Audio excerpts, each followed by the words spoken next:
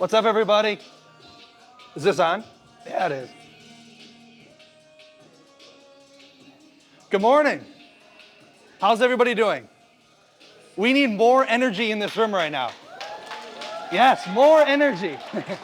We want to bring a massive amount of value and energy to you, but in order to do that, we need that reciprocated right back to us, okay? So please engage with us, be interactive. Most of our speech is gonna revolve around Andy and what he's built, what he's accomplished. It is extremely motivating, very inspiring, but first I wanted to just have a little brief conversation. Raise your hand high in this room if you are not where you wanna be yet. Okay, most of you, right? So when you're thinking about where you want to be, why do you want to be there? I'm not talking about like, well, because I want a fast car, or I want a big house, or I want to be able to travel. Like what put that in your head for you to know that you wanted that? People, right? You've seen other people who are living their lives in one way or another, who has these things, who's accomplished things, who has a lifestyle you want, that you saw it once and now you want that for yourself, okay? Raise your hand in here if you have a mentor right now, okay? So if you know that what you want is because you saw somebody else who had that, why wouldn't you go find somebody who has that to help teach you how they did it? Doesn't make sense, right? But it does make sense when you understand ego. We all have ego, right? And when I picture ego, I think of it as this massive brick wall on a couple wheels that you're just like chugging and pushing forward just to get to that next step. When in reality, if you can break that wall down and just say, listen, I don't know shit, I know where I want to be, I see what somebody else has, teach me, learn from that, right? And there's all types of ways that you can get into different mentorship situations. The easiest way is if you have the funds, go buy a course, right? Buy a program, okay? A lot of people don't have that kind of cash right now, especially when you're getting started. But I'm here to tell you, you don't even need funds. You don't need money to do these things. You need relationships, and you need people. A lot of people then get into the situation where, okay, great, fine, Logan, yes, I want a mentor, I want to build that relationship, but I don't know how to go bring value and provide and help somebody in a way. I'm not anywhere near where they are, right? How am I supposed to jump into Andy's life and be, how am I going to provide value to him? You're looking at it the wrong way. If you focus on a relationship and you want to become and help a mentor, you can't be selfish, right? You can't get in there thinking, okay, how is he going to help me? How is he going to help me? How can I start getting my first duplex? How can I then get a 4-unit, 6-unit? You're looking at it the wrong way, okay? Find somebody who has achieved what you want to achieve, okay?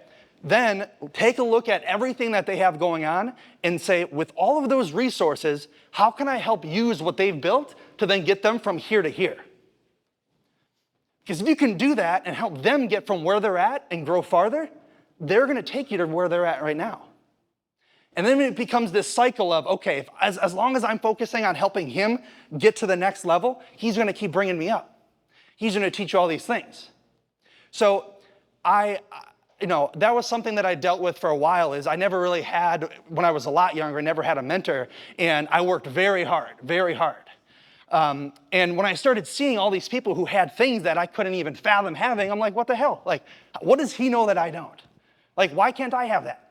And as soon as I started asking the questions and I totally let my guard down and just be, honestly being vulnerable, the people start coming into your life. And people want to help you. People want to help you. You just have to ask. You have to ask and you have to tell them what you want and you have to be honest with yourself where you're at. Make sense? Yes?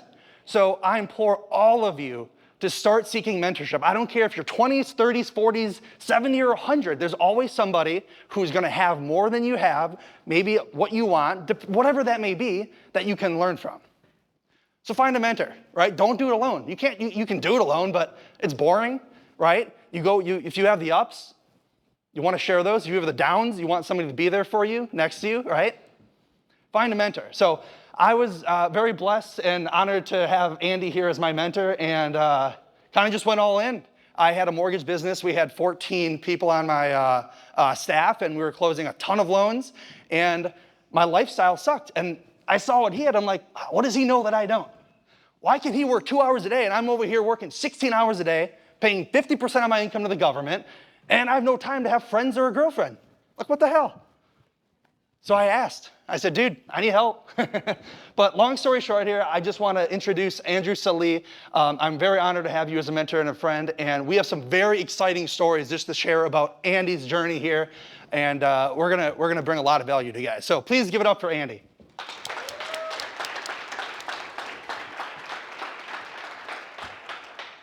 Well, that was awful kind. I'm going to lead off with a couple of stories because the one unique ability that I always lead with, and he spoke on this, is relationship capital. I want to really stress that with you guys. That is so important. And I've spent the last 3 years really building that relationship capital. First of all, congrats for being here. That's awesome. That's the biggest step you can possibly make. Thank you, Brock. You're a rock star. I haven't even known you that long. We grabbed that lunch in Miami. I was like, this guy is a stud. Obviously, wow. Logan obviously is a unicorn. He's a unique individual buying a strip mall at the age of 21. But my unique ability is relationship capital. And I got the opportunity to spend a few days with a guy by the name of John Maxwell.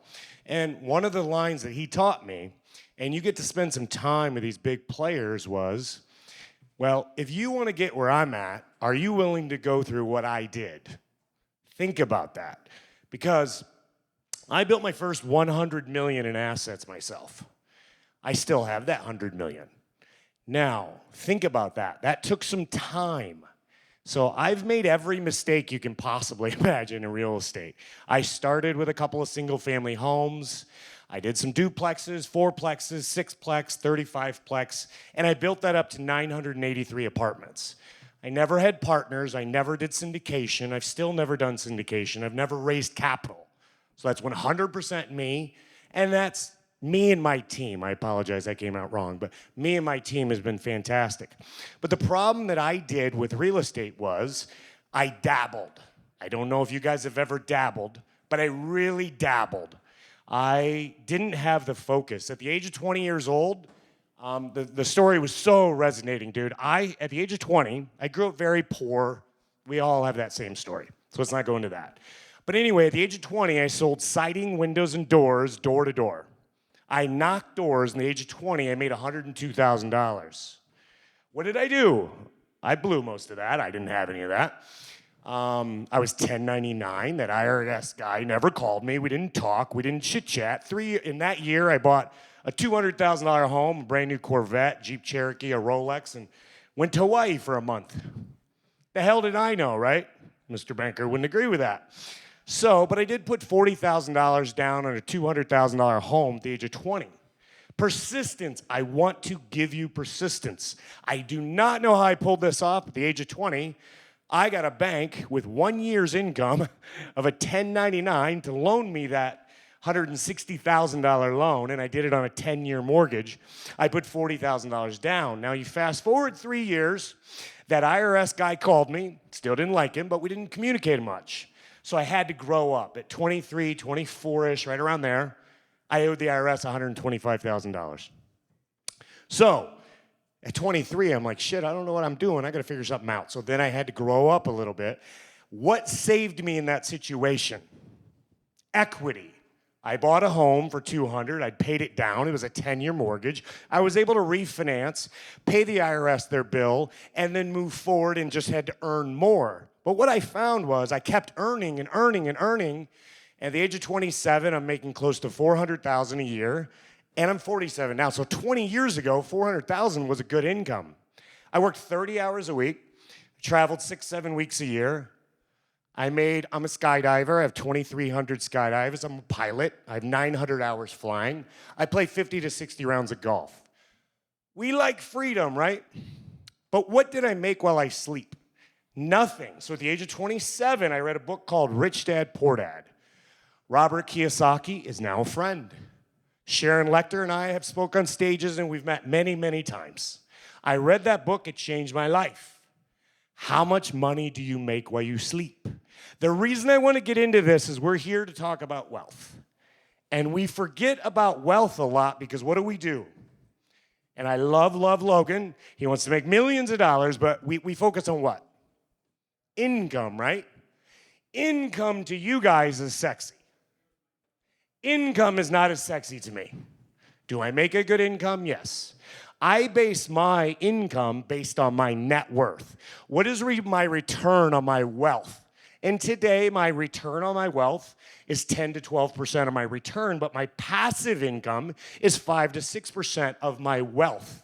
A lot of times, and a lot of my neighbors I get to know that are making, how many guys do you know that are making $1, $2, and $3 million a year, and they go out and buy that beach house or that Ferrari or that Lamborghini or that Rolex or whatever the hell it may be.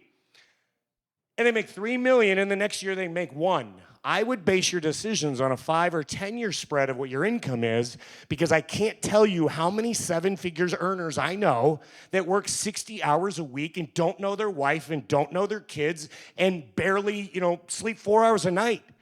Is that going to be your mentor? Is that wealth to you? Because I have built my portfolio that currently today it's $176 million. My first $100 million is 100% me. I maintain 35 to 40% equity in all of that assets.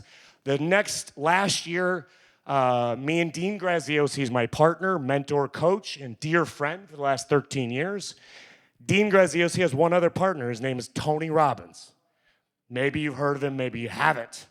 He's also a dear friend. And they changed my life because we all get so sucked into making a bunch of money and then buying the stupid shit that you don't need to impress people you don't know or care about. I'm sure you guys have all noticed that. So as your life grows, I just want to tell you some bumps and bruises. I've done the phases of flipping. Dean and I, from 2008 to 2012, we flipped 1,000 single-family homes. How much wealth did we create? 0. Now, me and my business partner at that time, we got a wire every Friday for in the neighborhood of $50,000 to $75,000 a week. What did that do? We had a lot of fun, and we made a lot of mistakes, and we went to Vegas every month and Cancun every other month and Hawaii a couple times a year, and we bought Lamborghinis and toys and what? We thought we were cool. We had an ego. We didn't listen to Dean when he came to us about wealth because all we cared about was lifestyle and travel and watches and shit. So we got away from the idea of wealth on how much money do you make while you sleep, because it is more stressful. I like to lead with stories. At the age of 27, I was working for that company, and I read Rich Dad Poor Dad, and I quit the company. All in 1 year, I quit the company. I bought a 4-plex, a 6-plex, and a 35-plex. Now, the 35-plex was $1.3 million. There was a $260,000 down payment at the age of 27. I had saved that in that time because I was making a good amount of money, but my rules are kind of 10% goes to my charity or my church, so give away your 10%. And then another 10% obviously goes into self-education, and then try to live on 20%. And if you go to your damn friends, and I promise you, you tell them, you made $1 million last year, but you have to live on $15,000 a month because that's the math, they're going to tell you you're stupid. You make $1 million, live it up, right? Go buy the big house or whatever. So I lived on a small amount of what I made. And people forget that, because if you make $30,000 a year working at McDonald's and you save $10,000 a year towards your future self, you're richer than the guy that makes $3 million and my neighbor spent $13 million on his house. That is nuts to me. He only makes like $4 or $5 million a year. That doesn't justify it. And you have to go to work. That just still boggles my mind. I don't trade time for money. And that's not a lifestyle I'm looking to do. My goal was to build a portfolio that could operate without me. And the reason I went into commercial real estate was I just haven't been able to find that asset, do you know what I mean, where you just don't have a ton of involvement. Where when I buy grocery stores or Five Guys, or I have 6 Buffalo Wild Wings or Qdoba's or Aspen Dentals, or 43% of my portfolio is medical. They don't call me, I don't call them. My average lease is 5, 10, and 20 years. So The reason I want to tell you I got into commercial was I did the house flipping, I did the 1,000 houses. The problem was I had to show up. I'm not a crazy hustler, I'll be honest with you. I had those 80-hour work weeks in my 20s and early 30s, so I didn't want that to continue. So the house flipping was great, and I made a lot of money. But how much wealth do you create? Because everybody in the room, if you study Millionaire Mind or Millionaire Next Door, you should know what your wealth is. I don't know if you know that answer, but you should know it. Take your income times your age divided by 10. And if that's your net worth, which is invested in assets, not liabilities, your income times your age divided by 10. Where are you? Are you an under-accumulator of wealth, which is half that number? Are you an average accumulator of wealth, or are you a prodigious accumulator of wealth? Currently, I'm about 2.5 times of where you're supposed to be, so I'm pretty good at accumulating wealth. But it's also different. You have to understand my wealth is tied up in commercial assets that give me a passive income that the goal was what? I liked that lifestyle at 21, 22, and I went to Hawaii, and that was my dream place. I want to be able to go to Hawaii for a year or more and not talk to anyone. I don't have to answer an email, I have to answer calls or do nothing. I have a $176 million portfolio that's 97% occupied. I get a check for multiple hundreds of thousands of dollars, not a check, but wired to me the first week of every month. When you buy, I have 95% of my assets are Class A and a little B, but mostly A. Most of my assets are under 10 years old, and what do they not need? Massive CapEx. When I was building those 983 apartments, what happened was, do you know how easy you can throw $5 million of your cash into 1,000 apartments and not increase the value a penny? It's so easy, and I didn't like that. So what happened was, in 2018, I had a 56-plex and a 70-plex, and one needed a flat roof, and one needed a parking lot. They were both $250,000 ideas, or they needed. I didn't have an option. I didn't like that, because for $500,000, I didn't increase the value, and the net, what I deal with is net operating income. How much money do I get to keep? It didn't increase the value, and it didn't give me a better lifestyle. And at that point, I was dabbling. I had businesses that helped fund my down payments for all of these deals. I had several different companies. I had 9 companies at one time. Stupidest thing I ever did, I had my peak 220 employees. We did millions and millions in revenue, and a lot of time I didn't know if I was making money or just moving it around. But I wasn't creating wealth because I dabbled in real estate. I've only been doing real estate for 20 years. In the first 17, I dabbled. I never got serious till a few years ago. So the transition went from having those apartments and I didn't want to throw a bunch of money. You know, those apartments, they weren't going to pay me a bunch more in rent. So I was like, damn it. So I flipped. And at the age of 39, I sold all of my apartments.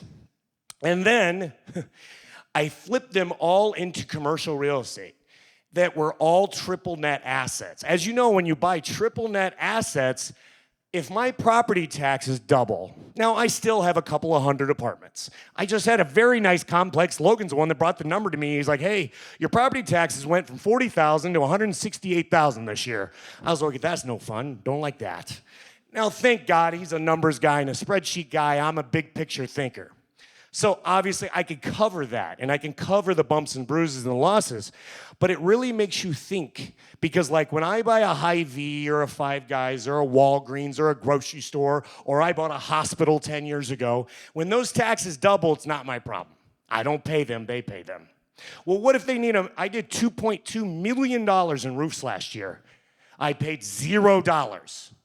Those roofs were all paid for my tenants. This year, I have one medical building that I have. They are putting $4.5 million of their capital into my building. How many of your tenants are doing that? Think of that. The game is different at my level. Now, I have another building. This is a deal me and Dean Graziosi bought January of this year. It's a high V.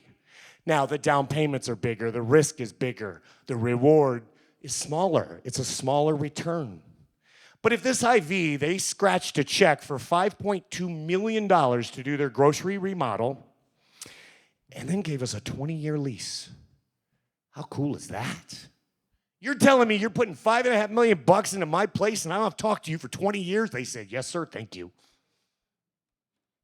Now, that is a property that Dean and I bought, and we bought last year alone because my ego got in the way. And your ego will cost you millions of dollars.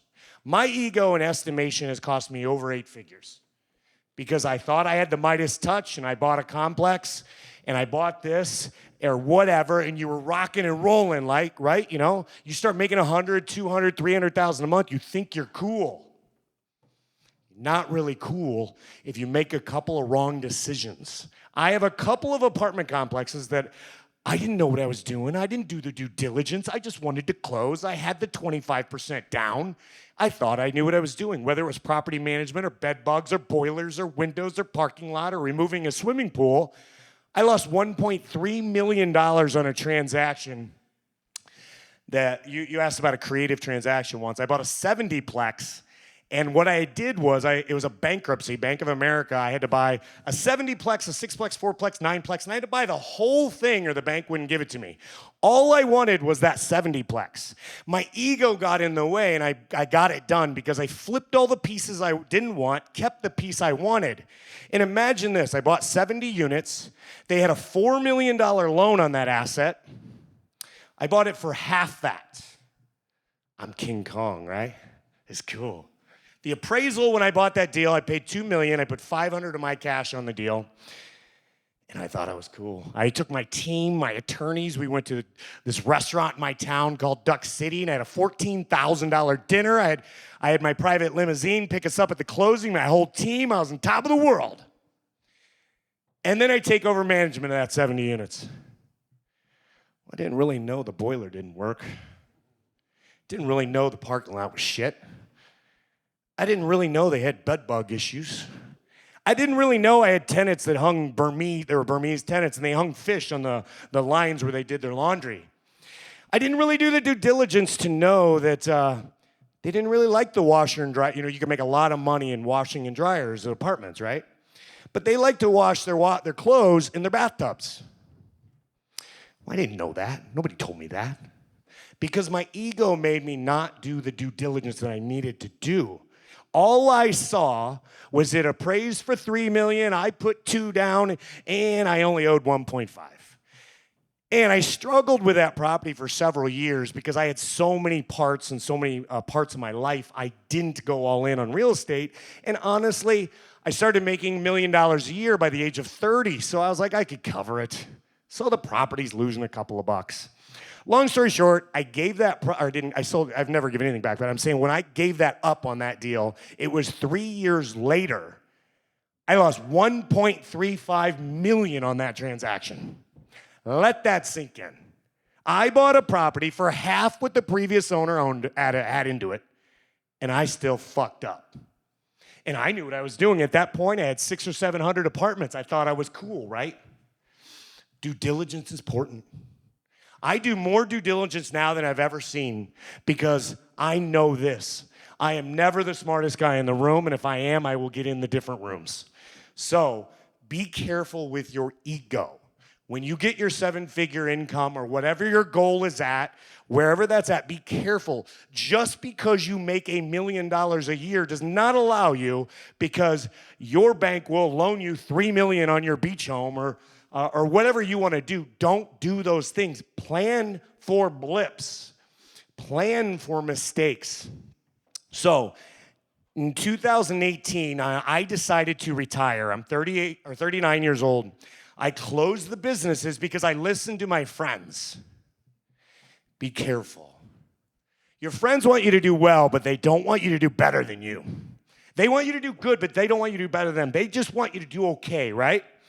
Well, my friends had convinced me at that point in time, in 2018, my net worth was 8 figures. I had a couple of $1 million in the bank. I had no debt.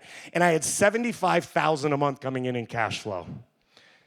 That's so funny to think back. Times change, man. I can't imagine living on $75,000 a month now. But anyway, 5 years ago was a different world, right? You think you're cool, so what did I do?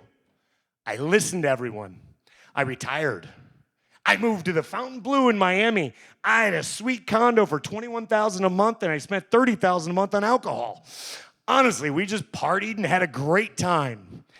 And in that year, when you don't have purpose and you don't have mission and you don't want to change the fucking world, you get really, really sad. And you do things that you wouldn't normally do. And you get really in a different space. Read a book called The Gap and the Gain by one of my coaches, is Dan Sullivan, was strategic coach. And I let that go on for about 3 years. Why? Because my friend said, you got a couple of million in the bank, you got $1 million a year coming in passive, and you don't ever have to talk to anybody. It was fucking miserable. It was the worst thing I'd ever done, because I was like, I thought that's what I was supposed to do. All my friends said, go lay on a beach for the rest of your life. Drink too much beer, gain 30 pounds of chubbiness.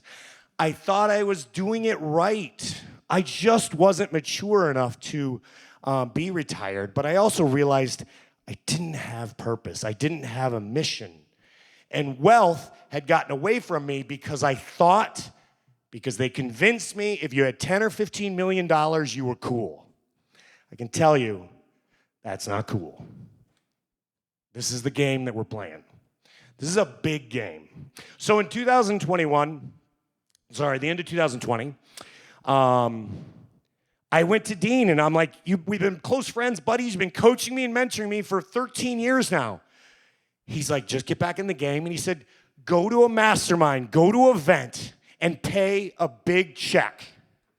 Because people who pay attention. So kudos to everyone in the room. The more rooms you can get into, the more money you will make. And you will stop thinking about 1 million a year and you will go for 10. And then you will go for more. Because it's addictive, it's fun, and it's just encouraging to lift everybody up. And Zig Ziglar said it best. If I can help everyone I know get what they want out of life, I will always get what I want out of life.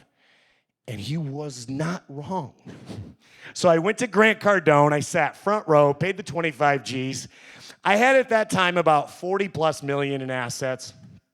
And I thought I was good, but I needed that spark, right? I needed that thing. I needed a guy like Brock to bring me to an event and go, fuck it, let's take over the world. Let's change lives. Let's really encourage people to go after their dreams, and I mean big dreams. I mean, I want you to be so sick to your stomach when you sell your dreams to your friends, your family, your CFO, your team, that it makes you nauseous to say it in public. Do that, I promise you, your life will change. So I went to Grant Cardone, and he said, go all in. We did the dinner. I went with him and Elena, and I was like, I want to be a billionaire. Who doesn't, right? Some people do, some people don't. That is your decision. Whatever your goals are, get it. Like right now, it's not about money. It's not about wealth so much because my wealth is growing, but it's about freedom. Can you go to Hawaii or your dream place for a year or more and your income comes in on the first of the month every month? That's wealth to me. Wealth was always how many days can you go forward with never taking a paycheck? Obviously, I never have to work again a day in my life. And I'm working right now harder than I ever have, and everything I do is a delayed gratification. I'm not paid to be here. Logan is kind of my hero of pushing me to do more. He gets me excited. And Brock, that lunch in Miami, I was like, shit, this guy's going to be a millionaire before he's 30. Or I mean, a billionaire, sorry. It's just so crazy when you get in these like-minded rooms. So when I went to Grant, he goes, go all in. And he said, what do you think would slow you down? And I said, well, the only faults I have is sometimes I overdrink, I laid on a beach, and a hangover takes me out for 3 days. And to be honest with you, I was not a saint, and thank you, Lord, I met Bianca, but I wasn't a saint at that time, and I said casual sex could take me out of the game. Hangovers could take me a third of my week. So I gave up all of that, and Dean had me changed my life a lot at that point because he had been through some stuff too. Understand, we have all been through some shit, right? Have we not been through some shit? When I say, if you want what I have now, are you willing to go through what I did? And it's a lot. When I bought that apartment at 27 years old, I closed that damn deal, and on Friday, top of the world. Monday, apartment got destroyed and $10,000 in damage and 70 feet of fucking carpet. I was pissed. And I had no money to pay that. I used every inch. One asset paid me $3,500 a month in cash flow from 2003 to 2018. And that may not excite you, but an extra $40,000 a year that pays your whole damn mortgage and you have no stress for the rest of your life, that's a good feeling. I put $260,000 down on that deal. Every 3 years for 15 years, I refinanced my whole down payment. I can't remember your name of the banker. We met in Milwaukee, but we're so like-minded. Because I was like, I'll be honest, I try to put my money in. I put my 30% down on deals. Now we're putting 40%. But I try to get my money in and get it back out in 3 to 4 years. I don't play with other people's money. I don't do syndication. I do it myself. And last year, I took on Dean as a partner. So when I went in with Grant, I set a goal. I said, I want to buy $1 million a week. He said, that's a good goal. That was 2021. That was crazy. There was this like pandemic thing going on. The world's a little weird. Banks don't like you. Everybody's staying home. And I not only said that, I said, how about this? I want to go all in at $1 million a week, and I want to buy retail. What do you think of that? Medical. He's like, you're nuts, but okay. I just was done with the apartments because the apartments needed me, and I wanted something that didn't need me anymore. So in 2021, I bought $48 million in assets. That was fun. I increased my net worth that year by $17 million. That's wealth. Think about that. Tony Robbins told me best. We always overestimate what we can do in a year, but we underestimate what we can do in 10. Think about that. It took me 17 years to build a $100 million portfolio. And in 2021, I added $50 million. That was my go time. Then I knew I could at least take on a partner and I could add value, you're right? Because if I'm gonna be your partner, I'm willing to do all the work, and I'm willing to learn from you, and I'm willing to do whatever it takes, but I'm gonna make you some fucking money. And we're gonna make it together. So in 2021, I went to Dean and I said, dude, I finally got, because I had a goal that I would not go to him and say, hey, let's buy some stuff together. We'll split the down payment. And it would just be fun, because I'll be honest, when you build a $100 million portfolio yourself, it's lonely. I told Brock that in Miami, it's boring. It's not sexy. Get together. Take 4 guys and build 100 million, build $1 billion. So anyway, in Scottsdale, I had dinner with Dean and Lisa, and I'm like, dude, what is your average wealth growth rate? Now, when you're talking these guys, everybody in our circle is 8 figures. You're earning 8 figures a year, and you're 9-figure net worth, right? That's the circles you're in. I said, but here's the problem. A lot of these guys are paying, most of these guys pay $1 million a month in taxes. A lot of my friends pay $1 million a month in taxes. And I'd always paid $1 million a year in taxes. That was just normal, right? And when you're sitting at the bar, you think you're cool because you tell your buddy, dude, I paid $1.3 million in taxes. And that was cool, right? It was ego. It was bragging. It was neat. That's not cool. You know what's cool is? Making $5 million a year and paying $17,000 in taxes. That's fucking cool. I did that last year. That was cool. Accountants like you, bankers like you. And what that allowed me to do was to just get excited again. Me and Dean bought $44 million in assets last year. We put $12 million down in cash. He's 55%, I'm 45%, so he's the bigger player. He earns a little bit more money than me. But he's encouraging me to level up, get my shit together. I was like, shit, Dean, you're asking me I got to put up $6 million in cash this year? It's a struggle. What'd I do? As entrepreneurs, we are problem solvers. If you can solve more problems and bigger problems and start dealing with commas and not decimal points, you get really excited. Guess what? He challenged me. I figured it out. Now, I stretched myself a little, but thank God I had that $100 million base. Now, it's getting fun. So this year, we're going to close approximately maybe 75 million. It took 17 years to do the 100. And it's really cool. But you got to do the delayed gratification. You got to get in the right rooms. Do you know what I did, blood, sweat, and tears in the last 3 years? I read a minimum of 100 books a year. In 2021, I did 18 different masterminds, 59 flights. 2022, I did 14 masterminds, 46 or 47 flights. And I am spending, sit down and wait for this number. I am spending between $200,000 and $300,000 a year in education. Now, you tell your friends you're dropping $20,000 to $30,000 a month in cash to be smarter, and you're already worth $20 million. Your normal friends are going to think you're nuts. You think Tony spends money on education? Because in February, I was at Tony's house till 3 a.m. with Tony Robbins, and we sat with 8 billionaires like Ray Dalio. Tony spends more than $300,000 to $400,000 a month on education. Do you think he's got it figured out? Because he don't need to spend that. He made $117 million last year, and he gave away 80. What did you give away? What did you make? How are hospitals built? Brave rule the world. Hospitals are built by guys like me. Statues are built by guys like me. And I'm not saying that anything because I'm smart. He's way smarter than me. I can't do a spreadsheet or type or email or social media. I'm not good at that stuff. But I'm good at vision and relationship capital.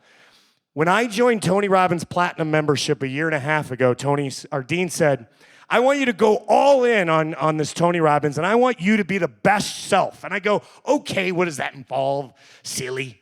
Well, it's $250,000 a year, and every 6 weeks you're gone for 10 days. I go, is that negotiable? I mean, can we chit-chat on that? I was like, I don't really want to. And I had all my other masterminds. I'm in 6 other masterminds right now. I was like, dude. So I committed. I did. And it was a lot of work. It was a lot of time. He also had me, don't laugh, I was single at the time.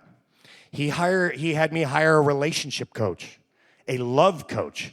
Everyone in the room should hire her. Her name is Annie Lala. She's $1,250 an hour with a minimum 4-hour a month contract, 18-month. It will cost you $60,000 a year for 1 hour a week to just be better at relationships. Are you willing to write that check? Because everyone in your circle will tell you you're nuts, and they will tell you you're stupid. And if I look back now, if she would have charged $5,000 an hour, I would have paid. And if Tony Robbins' mastermind was $250,000 a year, and if I look back in the 18 months of my life, if he would have said it's $1 million a year, I'd write the check. It's so important to be in these rooms. And I'm a prodigy of that. In 2021, I changed, and I did that 50 million, then 44 million, then 175 million, or 75 million. This year, we'll exceed over 210 million in assets, no syndication, no raised capital, and it's getting fun. But what's getting more exciting than anything is changing the mindset of everyone, because so many people get so tied up in income, income, and income. Tell me what you make while you sleep. That impresses me. That really impresses me. And that's the difference between me and most people that you'll meet, because that is the game that I'm trying to play. And I want you to just to really digest that a little bit, because you got to do your fast money, your medium money, and your slow money. And I'll be honest with you, I just did an event. I spoke at Chris Rude's event in St. Augustine. We got 2 hours sleep before we got here. Long story short, I didn't know that shit. You gotta have your income to pay your bills, but you gotta live on less, and then you gotta take that income and put it into your future income. If you make $5 million a year and you have a net worth of $5 million a year, you're going broke sometime, dude. You know how many basketball players, football players make $5 million a year and they think they're cool? That's not cool. You know what's cool? Making $5 million a year and never getting out of bed. Now, I'm not going to do that. I'm just saying the freedom, the availability, the decisions that you will make are different. My goal obviously was to get to, 100,000 a year, then 100,000 a month, and then 100,000 a week, and now it's $1 million a month, and I'm light right now. Like I said, in 2001, I set such an audacious goal of $52 million a year, and I fell short at $48 million. When I went to my team and said, I want to buy $1 million a week, they said, you got to stop going to this Grant Cardone shit. You're an idiot. Stop saying that. And stop going. Live on less, be happy, be satisfied. I was like, fuck it. Nobody is slowing my dreams down. And I got them to commit. I lost 2 people on my team at that point. I took them all to my country club because they just weren't aligned. And if they weren't aligned, we weren't going to be, it wasn't going to work. And I was pissed because I got that $48 million and not 52. But I increased my net worth significantly. And that was fun. And if you can add $1 million a month in your net worth every month, and you can add $1 million a year to your income every year, then it gets fun. So I just want you to start thinking long-term on what you'll make down the road and what you'll make in the process, but the enjoyment. The biggest challenge I have with Logan is he's so young, he wants to take over the world and be a billionaire by 30, and he probably will, just like Brock. But you gotta enjoy the struggle. Can you enjoy the struggle? Can you learn from the people around you that are doing it the next level? Now, I have amazing coaches. I spoke on stage with Floyd Mayweather. That's a good dude, right? We really resonated. And I gave him a hard time because we were in Miami, and I go, dude, I don't watch boxing. That's not my thing. And we chit-chatted about that. And we just spoke about wealth. And he told me, he goes, Andy, I like how you think. And we went through the thing. When he stopped boxing, he was like, he put so much capital into real estate. He's like, Andy, why didn't anybody tell me this years ago? Because he goes, I'm paying so much in taxes. I don't like the government being my partner. He took all of his money into real estate. And he's like, Andy, and this is Floyd. I was like, dude, it's fun. You're at a different level. He had an $18 million watch. I like watches. What's your circle? Who do you call when you're having a rough day? Who do you lean on? Because Floyd told me best. He goes, I've never had to work so little for so much. I go, what? You made $100 million in one night. Yeah, the government took half that. Now I make a lot of money, and I never get out of bed. I was making fun of him, too, because I was like, how often do you go to the gym? He's like, once, twice a week. It wasn't his thing. He wanted to relax. He wanted to enjoy life. I just want you to see that commercial real estate and real estate, don't jump into what I'm doing now, but grab 3 of your friends. Buy a deal. Get in the game. Do it at a level that makes you nauseous. Now, don't stretch yourself where you're undercapitalized and over-leveraged. 2008 was one of the best years of my life. Why? I was leveraged appropriately. At that time, I was leveraged at 50%. I kept a couple million in cash at all times. I bought everything for 50 cents on the dollar. Made a lot of money. And guess what? This whole pandemic thing, it's been fantastic. In 2020, I left Dean a message, and it was 2 a.m. And I remember it vividly like yesterday, and I said, Dean, I don't know how to do this. When you're hanging out with guys that are worth hundreds and hundreds and hundreds of millions of dollars, obviously Floyd's a billionaire, Tony's a billionaire, Grant's a billionaire, and you can text them and say, I'm in a struggle. And I couldn't sleep that night. It was at my other house. I bought my dream home. We have our dream home now. It's 13,000 square feet, 9 bathrooms. I celebrate that home because I pictured that home for years.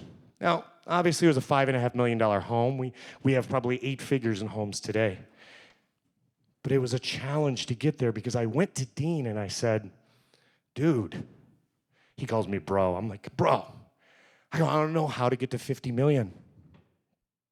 I do not know how to get to 50 million on my own. Do you know how hard that was to say to one of your closest friends? Logan says it to me all the time. He wants 10 million. We have a re-engineered plan from X to the back. I pick my number and I go backwards. And I called Dean and I left that voicemail, and it was like 2 in the morning and I couldn't sleep. For the next 3 days, he left me a 10-minute voicemail. And guess what? Every day, he was on the treadmill. He doesn't like the gym. He's fit, but it's just not his thing, right? I like it. But anyway, every day for 3 days, he left me a 10-minute voicemail that said, Andy, it's all mindset. It's vibration. It's energy. It's relationships. If you want 50 million, that's not even a lot of money in today's world. It's not. The game gets fun at about 50. It'll get funner at 100. So I just want to point out those things because you need a team that you can really rely on, that you can call and say, I'm in this struggle, I'm in this spot, how do we get through it mentally? And when you pass that 50 and you call him, he's like, you think he's going to be like, yay, yay. He's like, dude, I knew it. You just have to get your head right.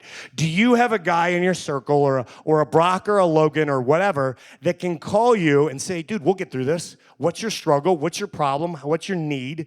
And another thing I want to point out to that is your team is so imperative. We have an amazing property management team. And that when I decided to go all in, I can't remember the names, but the guys that are brokers that are doing deals and they get your financing when the banks were talking, grab those 2 guys and you go to them and you hire them and you pay them very, very well. And 2020, I didn't know what I was doing, so I don't talk bank. Do you talk bank? I'm not an attorney. I'm not a banker. I'm not an accountant. I'm a real estate professional, and I don't do that. So I went to my banker who had been my banker for 15 years. He was the bank president, part of the owner of the bank, and I said, I want to buy $1 million a week. He goes, well, you're crazy. But let's figure out a plan and strategically put it together. And I brought him on. Now, today, I have no employees. I have no job. I'm unemployed. But I have no employees, so they all are on a paid. I'm an accomplishment-based society. I am not a time and energy. When you tell me you work 80 hours a week, I think you're stupid. Now, at the beginning, you should hustle like crazy, 20s and 30s. But I am an accomplishment-based person. What did you accomplish? Don't tell me how many hours you worked, because I've worked more hours than I'd like to tell you the truth that I have in the 20s and 30s. But it's also about your systems and processes of your team. This guy came in, he's like, I'll take over all of your financing and I'll get paid at every closing. He makes a lot of money now. He makes a lot of money. Logan can attest to that. And he lives on the beach in Florida and he relaxes. He doesn't have to wear a suit and tie and go into a bank. And he makes 7 figures. It's fun. Who wants to work at a bank, make $200,000, $300,000, $500,000 a year when you can wear flip-flops and do emails? That was in 2020, and Logan can attest to this. That was the last time I seen him. We had a lunch. We put a plan together. I've never seen him. I don't even know if he's real. Just a guy on the phone. So that was the last time I seen him. So we talk on the phone every day. We do obviously emails, text, but why would I want to run in a company that I have to be involved in? He handles most of the details, but I want to say those guys will change your life. That banker, I mean, he would know more than me, but like when the world changed, he said, Andy, we got to get ahead of this. We refinanced $92 million of debt at 3.5%, locked at 5, 7, and 10-year loans. Do you think I'm smart enough to do that? Hell no. I didn't know. I didn't see that coming, and we refinanced it. All my debt's fixed. We don't do seconds or lines of credits. No adjustable rate mortgages. It's done. Until the assets of this year, all of my debt's under 4%. Locked. I don't care where the interest rate is. Now, on the new deals, you're buying a higher cap rate, and because you're paying a higher interest rate. So you got to balance that out. But I didn't know that. But what those guys do for you when it comes to closing, $15 and $20 million assets, I'll tell you, man, this deal on Monday, I was like, there's so much stuff, I didn't know half of it. I'm trying to learn it, but for him, he speaks bank, he speaks title. These guys are invaluable. You need to gather a team together that's going to take you to the fucking moon. And they just have to be like-minded. So I really just want to emphasize, Do everything you can to create passive income, write bigger checks, buy front row. My first UPW event was in Chicago, and I went in there, and I can't remember what year it was, but Michael Jordan was front row. He went early. He stayed late. He took notes. Why? That's insane to me. Because he wanted to be his best self. Ed Milet told me best, who's the guy you don't want to meet on your deathbed? The guy you could have been. Don't be that guy.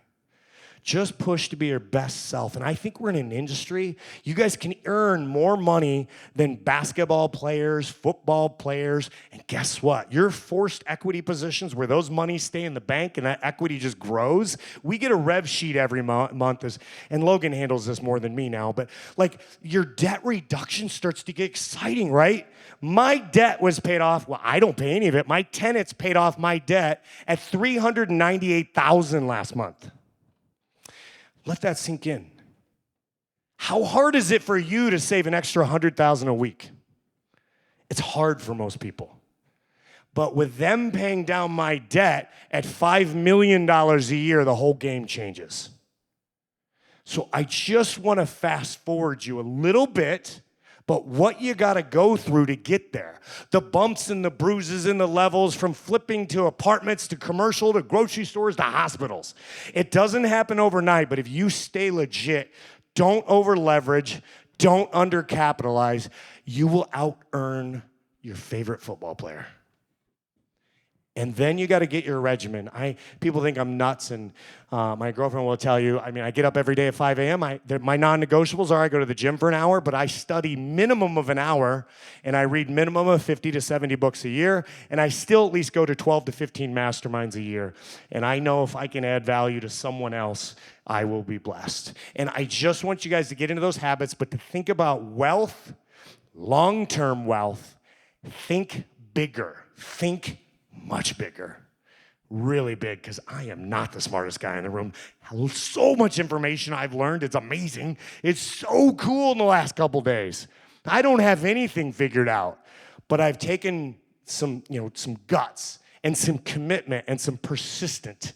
And really, Matthew McConaughey is obviously now a friend. He did an event with Dean Graziosi. That's my circle. And he said it's best. Who's your hero? Who's your hero? My hero's me in 10 years. In 10 years, my hero will be me in 10 years. I'm just chasing that guy. I'm not even close.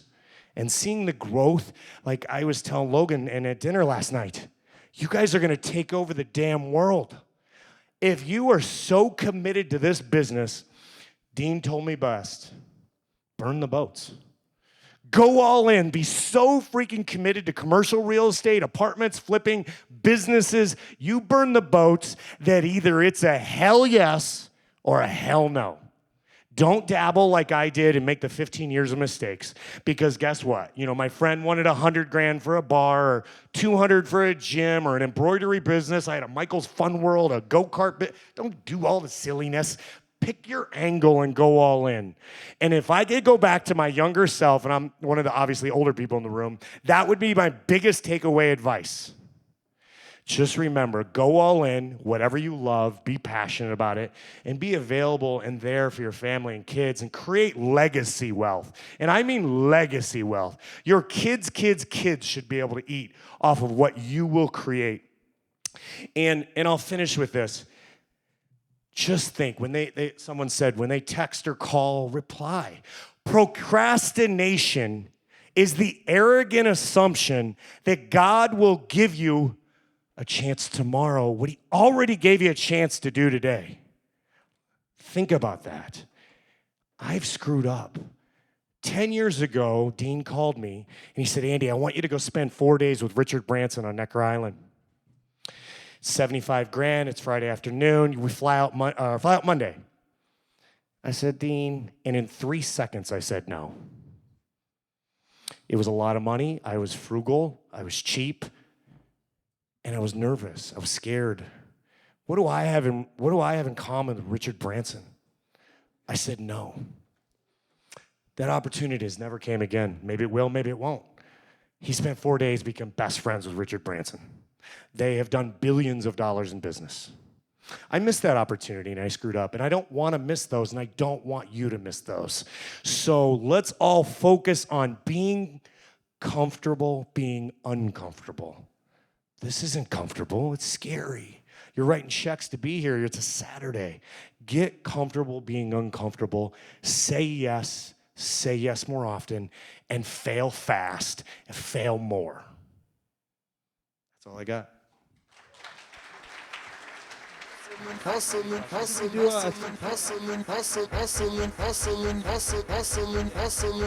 Every day I'm hustling. You guys have any questions? Thank you, guys. Anything Thank you, related to thank you, thank commercial you. Real estate, retail centers, medical, anything like that?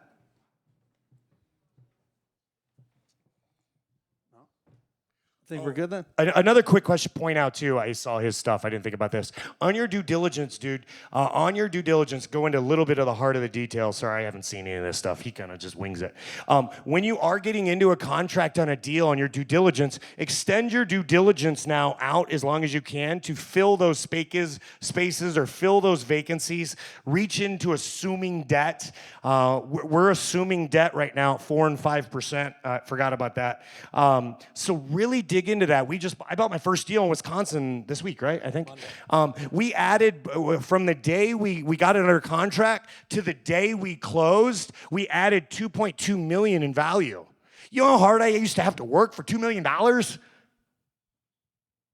The best way is to create wealth. Don't save for it. Buy something for 10, take the value to 12. But take that due diligence and really take that time to fill up those units and reach out for options on assumable debt and stuff like that. But if you can take an asset and get it to 100% occupied, but you locked it up under contract at 80, it's so crazy. And that is where you can create millions of dollars in value. My one unique ability was buying $3 million centers that are half full, right? Paying half in cash, and then getting the next 12 to 18 months, and then getting all of your cash back, and then the cash flow for the rest of your life. So in your due diligence, really dive in. Like somebody said, communicate with your banker. Be honest, be forthright, everything. Here's the plan, this is what we're gonna do. The more, and you're scared about that when you're younger, but more and more communication really goes well. So communication with your bankers is good. And you don't know what you can get unless you ask. Like that deal we got $400,000 for the roof in the parking lot. Honestly, I was 100% sure they were gonna say no. I was like literally, but my guy was like, shit, let's ask. And literally, they said yes. I was pissed because I was like, maybe we should have got 600. But you don't know what you don't know. So kind of think about that on your due diligence on your deals. That's it. Thank you all. We appreciate it. Thank you so much. Thank you.